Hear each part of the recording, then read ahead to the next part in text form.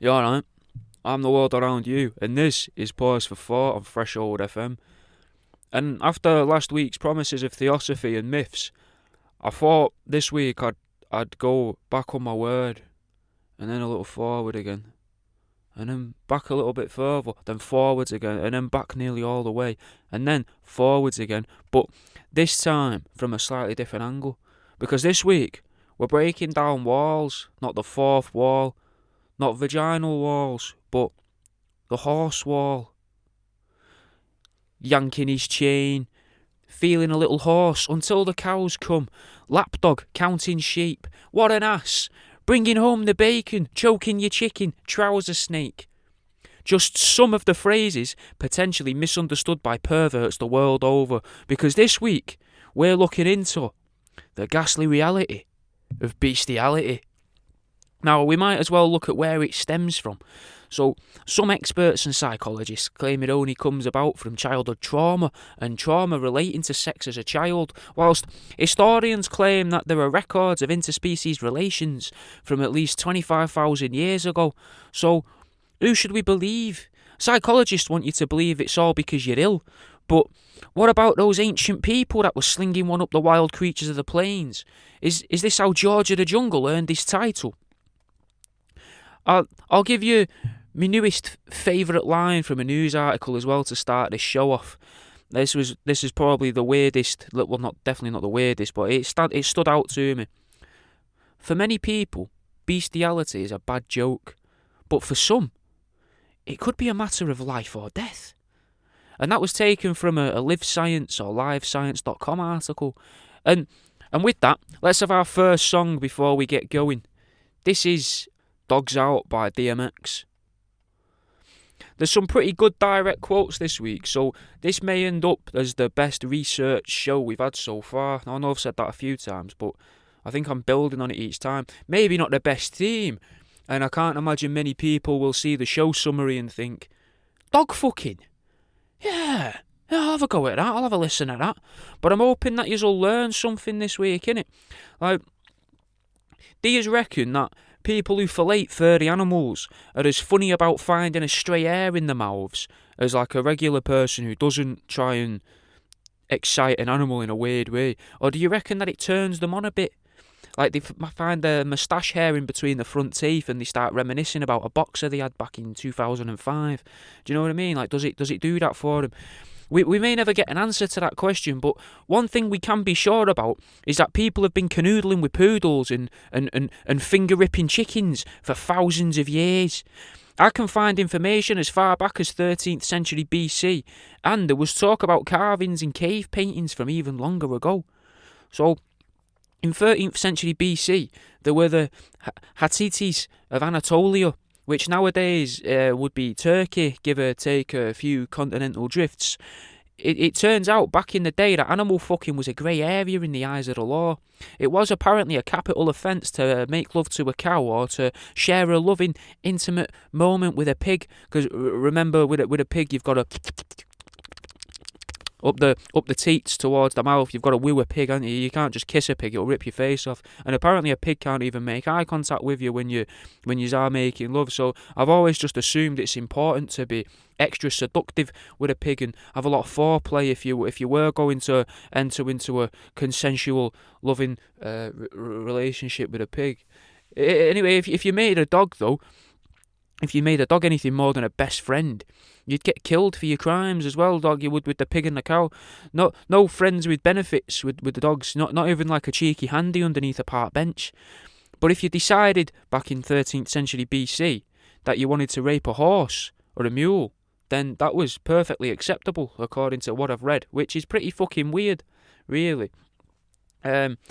King Hammurabi, probably pronouncing it wrong, of the first Babylonian dynasty sometime in 1700 BC, which I already think I've already made a mistake. That already predates 13th century BC, I think, because it obviously goes backwards, doesn't it? I've not laid out my research in the best way, but fuck it. Papers and pens at the ready, guys. I guess but then again, I guess though as well, if you're listening to this and you are taking notes to this episode in particular, then and you were already doing that, then me saying take notes is enough to for you to take notes on Bestiality Through the Ages, then I think you already wanted to take notes on this. Like when someone suggests staying in the pub for an extra drink, you're never going to go, oh no, you already wanted to, you just needed that little push. And if you just needed just that little push to take notes on Bestiality Through the Years, then you're fucked, really. Like you didn't need the encouragement. You just needed someone to make you think that it was okay. And that's not what this is about, innit? This isn't about that. It's not a how-to guide. This is an informative, one-sided discussion about people who've decided to slip a length into barnyard animals.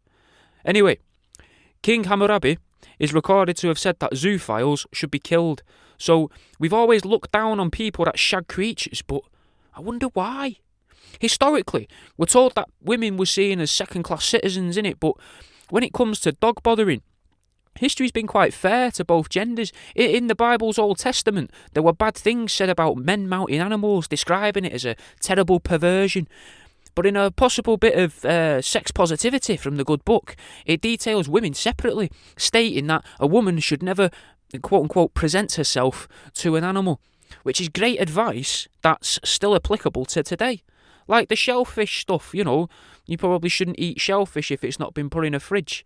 An eye for an eye makes the whole world blind. There are some lines in the Bible that you can take and be like, yeah, that's good enough to live my life by. You shouldn't. You shouldn't read anything or listen to anything and decide that's the only way I'm going to live my life. But anyway, interspecies erotica, getting back into it, is something that gets joked about a lot in films and TV. So how do we know that it wasn't a sort of weird entertainment back in the day? Not perverted entertainment like going to Amsterdam and watching a sex show in one of the theatres.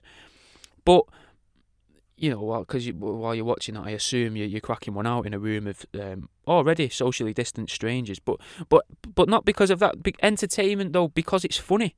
Because as a concept, it is hilarious. Like the idea of someone trying to seduce a cow for a paying crowd, or if the whole point of bullfighting in Spain wasn't to just stab the bull and kill the bull at the end of it, but was to instead mount the bull and then share a cigarette with it afterwards. And I imagine if it had become mainstream and that normalised though, and fucking it became more of the normal. What people see on TV, and that'd be fucked, mate. Pokemon would be fucking weird for a start. No more dogfighting for cash. Now you're dogfighting your meanest creatures in exchange for a quick go on a different creature. Do you remember the cartoon Catch the Pigeon, or at least the segment of a show called Catch the Pigeon?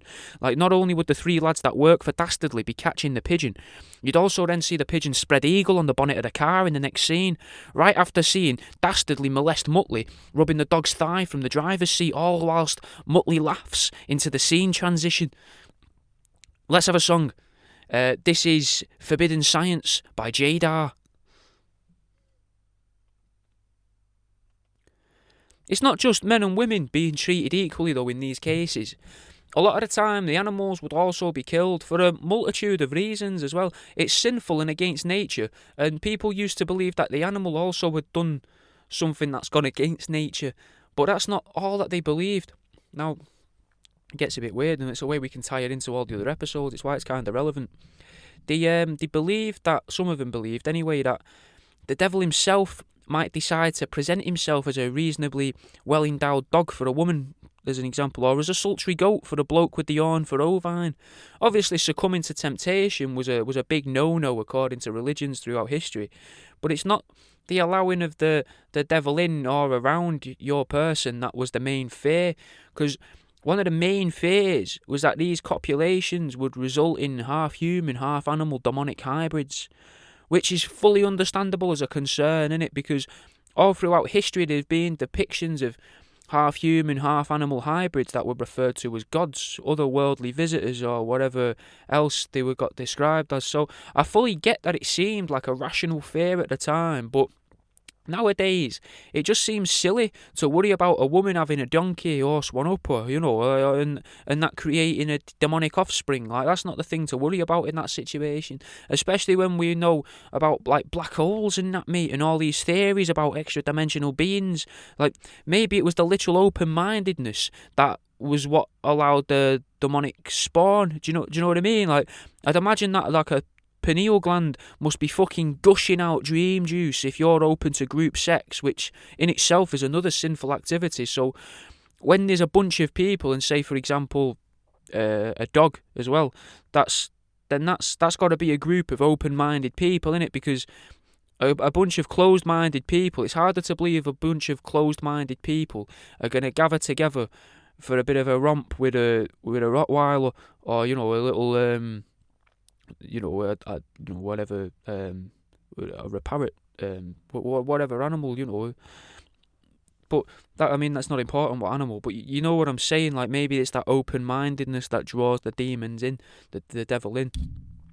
It's hard to know, but we'll get back into the group sex though later on. I honestly don't understand if this next bit is a myth or it's a fact, because I only found evidence of these once in all the reading I did yesterday, and it's they're both from the same source, and it's a very strange myth to just create out of nothing. But did you know that it's believed that ancient Chinese men used to get down with geese?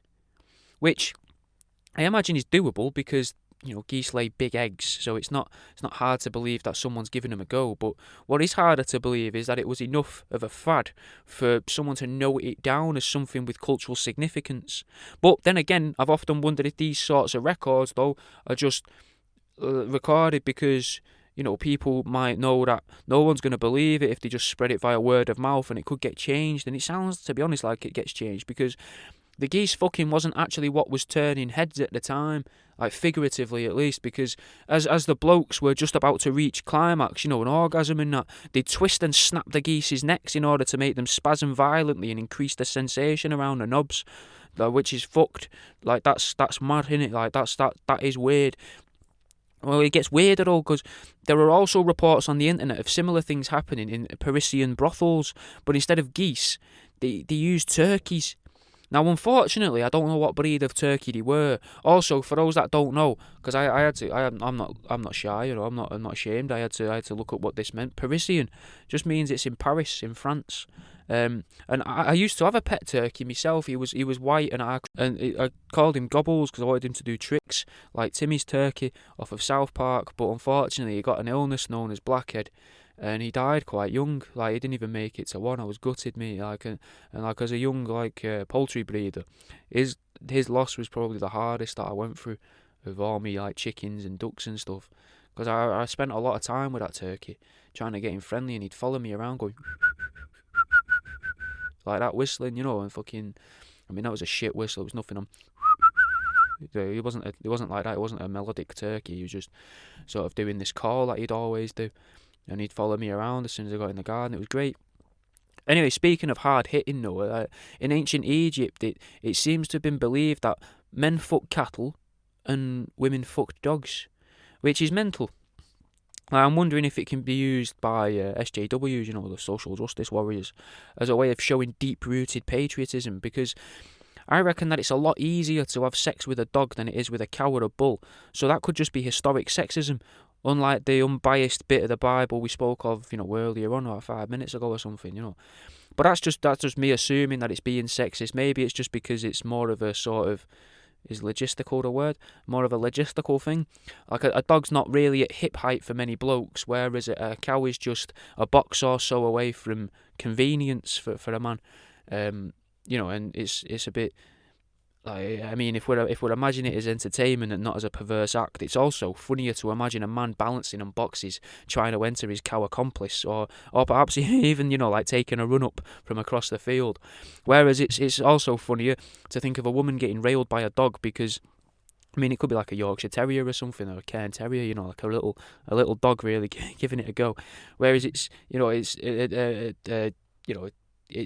it's funnier, isn't it? But big dogs seem to make it seem weird until you imagine the woman's just, got the dog there interacting with her. I say interacting with her, we all know what I mean. Just to spice up her like a marionette show that she's got going on back in the day. Like, there's a lot of competition out there now, and that's with the internet. So imagine it without the internet, what it was like to try and get your puppet show scene or your sleight of hand magic scene on the street. Like, there'd be dozens and dozens and dozens, hundreds of thousands of people just on the streets doing card tricks and that, mate. So you got to do something to add a little bit of something else in it. As everyone keeps saying, add a little bit of spice, and maybe that's where they could, make it a bit better. Anyway, sticking with ancient Egypt for a second, I have a quote for you, another quote, see, well-researched show, and the quote goes, Egyptians are reported to have mastered the art of sexual congress with the crocodile. This was accomplished by turning the creature onto its back, rendering it completely incapable of resisting penetration.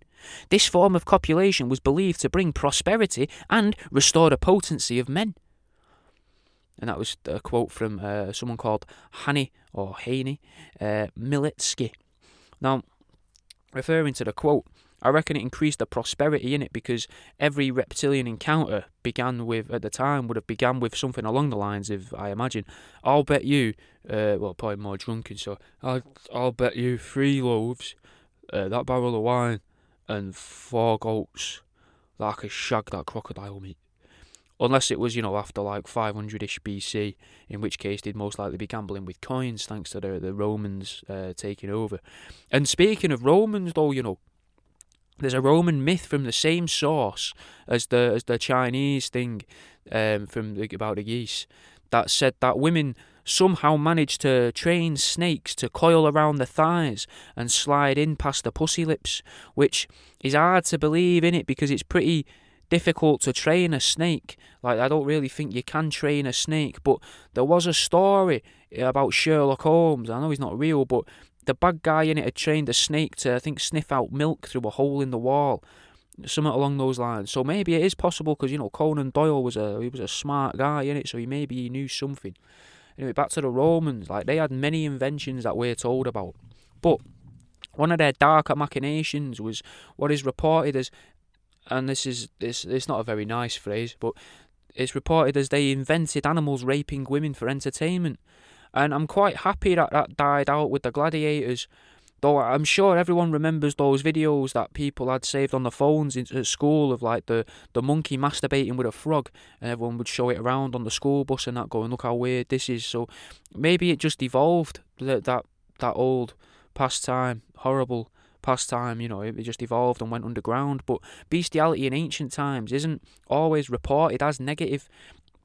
For example, before the Romans got their hands on Egypt, the Egyptians would apparently prescribe bestiality as a way of curing nymphomaniacs, which may have saved many relationships, and maybe that's where we get the saying, a bird in the hand is worth 2 in the bush. But, we can't be sure that that's where that comes from. Let's have a song. This is The Dangerous 3. It's R.A. the Rugged Man, Brother Ali, and Master Ace. Cheeky little advert about halfway through, Did you know that I've got a red bubble and all that where you can buy yourself little stickers for your laptop or your skateboard or something, or shirts as well? Even if you felt, especially weird, you could get a shower curtain with my face on it about 150 times. Obviously, I know no one wants that, but you got to have something different to offer, haven't you, that other people haven't got. Anyway, let's crack on with the show. At the beginning of the Roman Empire, though, it was perfectly acceptable to have relations with an animal as long as it wasn't sodomy, which, again, grey area in itself. That's fucking weird, innit? And from what I've read, it seems a lot of it has now been sort of redacted.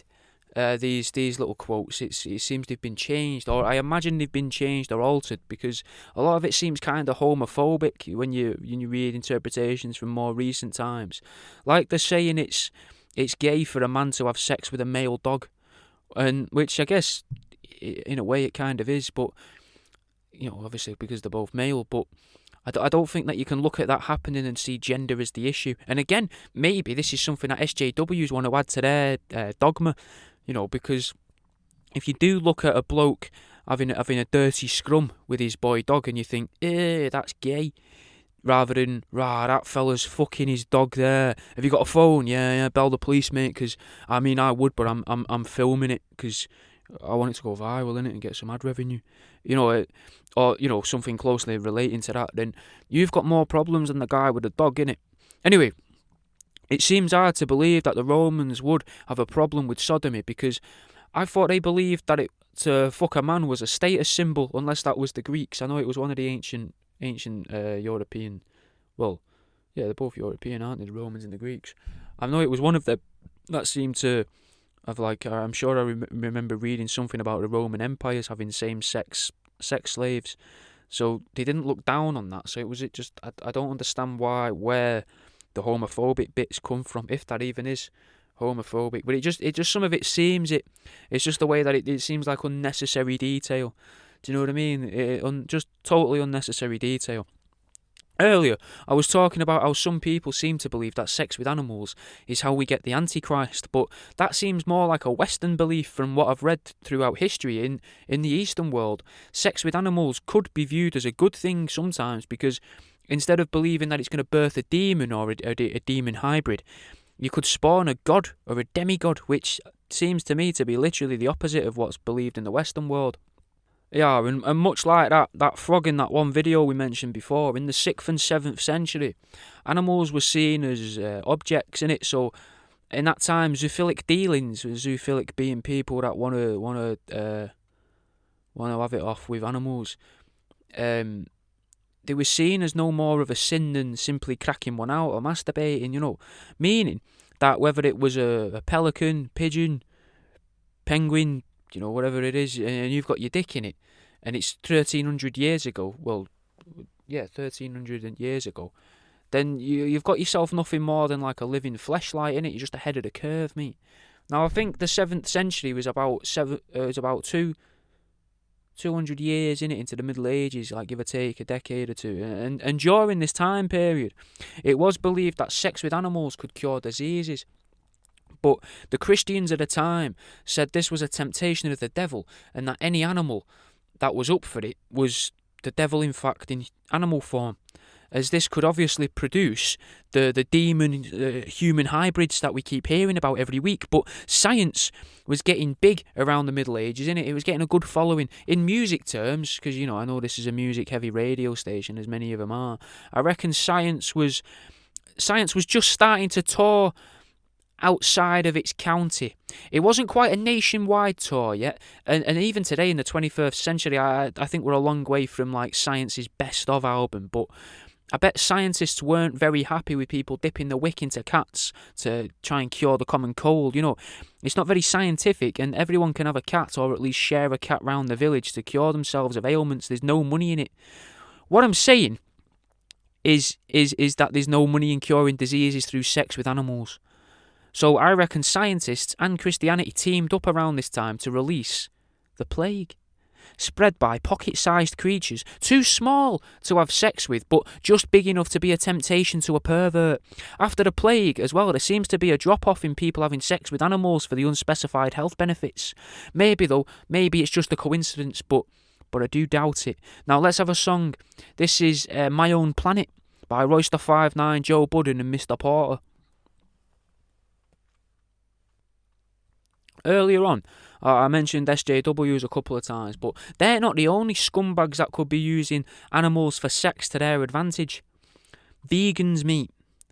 Now, there's a good chance that vegans might start encouraging sex with animals, especially the tasty creatures like chickens, horses, cows and sheep, because this is because most of the time, vegans base things on things that have either been imagined out of the ether or misinterpreted. So when they find out people were once able to protect animals from slaughter by having sex with them because of fears that if you have sex with an animal and then that animal gets eaten, that was become a weird form of cannibalism, because they believed at the time it might be able to alter what they were referring to without calling it DNA, but they thought it could change the makeup of the animal and turn it into a bit of human, and that would be cannibalism then. So the perfect thing for all these vegans wanting to take away our tasty meals, innit? To start encouraging it. Like, maybe the people who are behind the vegan movement, they're already trying to coerce their legion of followers into copulating with the animals. Maybe that's why they all dye their hair weird colours, mate. Like, because they still have their vegan and SJW mentality, so they're trying to seduce the creature in the most natural way with brightly coloured plumage. But weirdly enough, this isn't the first witch hunt that's coincided with bestiality. During the Renaissance period, the witch trials peaked concurrently with what the so-called bestiality trials, something that before reading for this I'd never heard of. But because we only ever really get taught about the witch trials. I can't imagine though in schools they'd really get away with here's the witch trials, and at the same time the bestiality trials, because everyone would just be laughing, wouldn't they? Because it's fucking weird. And then you get the weird kid in class who's like, "You what? I can fuck me dog." Is that's a thing you can do? And obviously you don't want that to happen.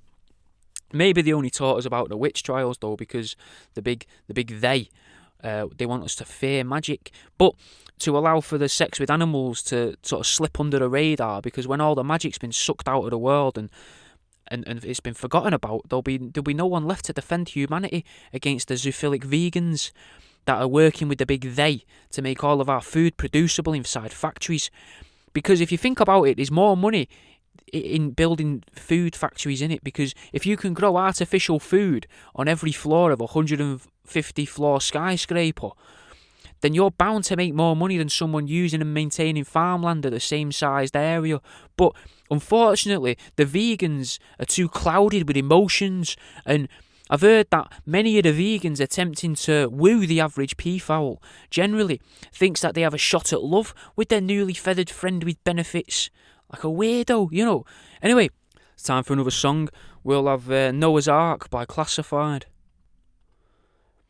There was evidence of these animal-human hybrids, and it was long before we'd ever gone to the moon as well. So if they weren't created in some orbiting genetic splicing facility, but were thought to be from the breeding, instead the actual literal breeding of a person with a pig. Now, the first example we have of this, and there is quite a few examples of this, the first one we have is from Brussels. Now that's the pigman. He was born in 1564, and he's not to be confused with the pigmen of Brussels of Wisconsin. So it's Brussels, Europe, rather than the pigmen of Brussels, Wisconsin. The pigman himself was a bloke that looked like a pig, whereas the pigmen of Wisconsin came about from this bloke that tried to curse the clergymen of his area that were set to read his will when he died in the future. But unfortunately, he was slightly off on his cursing abilities, and his curse ended up deforming all of his farmyard animals, most notably, apparently, his pigs. And they all suddenly got demonic human-like faces, and all of the pigs apparently stopped doing pig stuff and started just following around the farmer, just staring at him wherever he went, like he couldn't evade them. They were just constantly there behind him. And that was until the man and his pigs went to see an old woman, and she told him, you've got to pray to the Lord, speak to the Lord will help. I can't help you with this, but the Lord will help. So he went home to his home in Wisconsin, Brussels, and he built a little shrine to the Lord. And apparently that shrine is still there to this day, and this is the story around that shrine. So there must be maybe not some truth to it, but maybe a fair chunk of truth to it somewhere, about these pig-faced, man-faced pigs. Well, man-demon-faced pigs. Anyway, he did, and he started praying, and then the pigs went back to normal, and all of his animals returned back to normal. But that's not what I'm on about. That's a different story, innit? There was also the pig-faced woman of the 1600s, which I'm guessing was just an ugly or a somewhat deformed woman. I mean, to be ugly and deformed isn't always the same thing, but I imagine if you're deformed to the extreme when you look like a pig, then you're not exactly a looker. But then again, saving grace for the zoophile, innit? Because they get the best of both worlds. Well, no, they don't actually, do they? Because they're not interested in having sex with people. They only want animals, and then a woman that looks like a pig is just a woman that looks like a pig. So, if anything, so they're losing. And they're really losing as well. But, she probably made up for it with a dazzling personality. And they must have been quite charismatic as well, these pig-faced women, because I think a lot of big cities used to just parade their ugly women around and call them like shaved bears or pig ladies. And I'm pretty sure there's stories of them being in Manchester and in London city centre, but maybe that was just a travelling sideshow at the time. Like I'm not overly sure. I never really looked into that. Fuck knows, innit? But anyway, in the 143 years between 1635 and 1778, the Swedish as a people, they managed to kill over 7,000 people for having critter sex, sex with animals and that. Now, during this time, elsewhere in the world, was a man called Thomas Granger, who was accused of, pens and papers at the ready, buggering. That's the word that's used. So he up the bum, a mare, a cow, 2 goats, 5 sheep, 2 calves, and a turkey. A fucking whole menagerie, mate, that. He went for it, fucking bells and whistles flying round the room, making noise all off the walls and that, I can't remember any other details other than that off the top of my head with that story, but there was a couple more in that, and I've read a lot of these now because for the show, and I kind of find them funny, but they all kind of blended into one. They're all quite similar. There is a couple that stood out, and it was spoken about in a book that I mention every other week called An Underground Education by Richard Zacks. And he claims that 2 years before Mr. Granger, there was a 60-year-old gentleman who was executed alongside his, because he'd been shagging these animals. This guy, this man, the 60-year-old bloke, he got killed alongside his cow, a couple of heifers, which I think is another couple of cows, 3 sheep, 2 sows being, female pigs. And rumour has it, though, that his missus had actually caught him 10 years before hanging out the back of the family dog. Now, as part of the man's punishment, which is where it gets a bit grim, and I don't think the SJWs would really back this, but as part of the man's punishment for having sex with the animals, obviously he was set to be killed because it was a capital offence. He had to watch the animals get their throats cut just before his own execution to break his heart or something. I really don't know, but that's one hell of a punishment. It seems cruel because the animals didn't really, like a turkey. He had a turkey, didn't he? Oh no, he had sheep and some pigs in that, but they're not deciding to join in with it, innit? Anyway, Paris might have been known for its turkey fucking back in the day, but France did stick up for a female donkey that had been receiving the human penis. I'm trying to be as polite as possible, but also try and say sex with animals in as many different ways as I can. And the French rallied around to get signatures and testimonials from other locals about the good nature of the female donkey, claiming that it had never done anything bad in its own country or abroad to any of their knowledge, and it had been heavily swayed by the man in question. Luckily, the courts read this, and it kind of went down in what I assume is French history as a remarkable case, and it led to the donkey being free to live out the rest of its life, I imagine, with a nervous twitch and some weird conditioned behaviours, I'd have thought. But and I really want to link to this, and I really don't know how, but it should be spoke about. I read a study, right? And I read about a study. I read a fair bit of it, and it got quite boring after the first few pages because it goes really into science and that. And I'm not a scientist, innit? But the study was about rural living Brazilian males.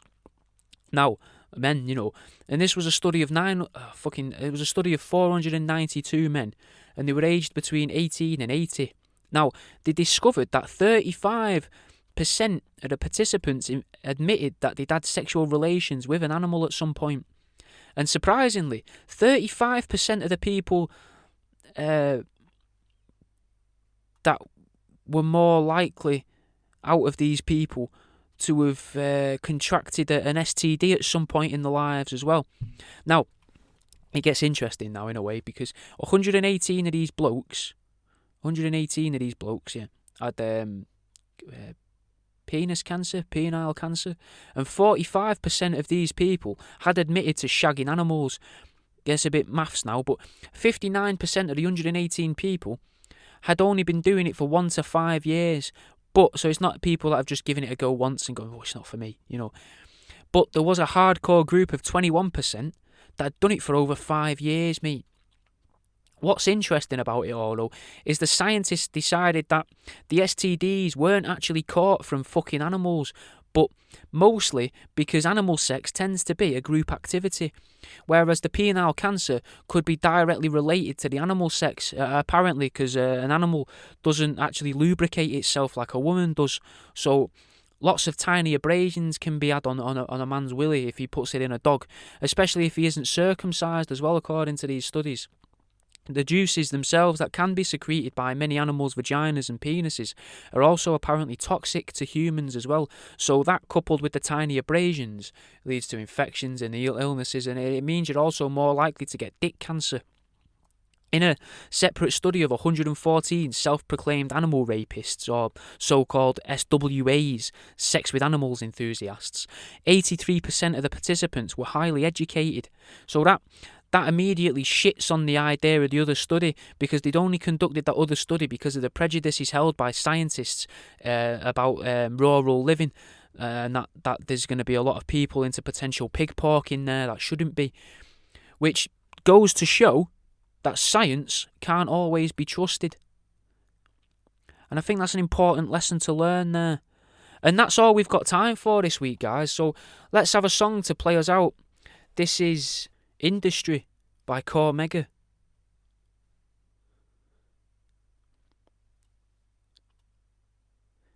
This is the world around you, reminding you that every dog has its day.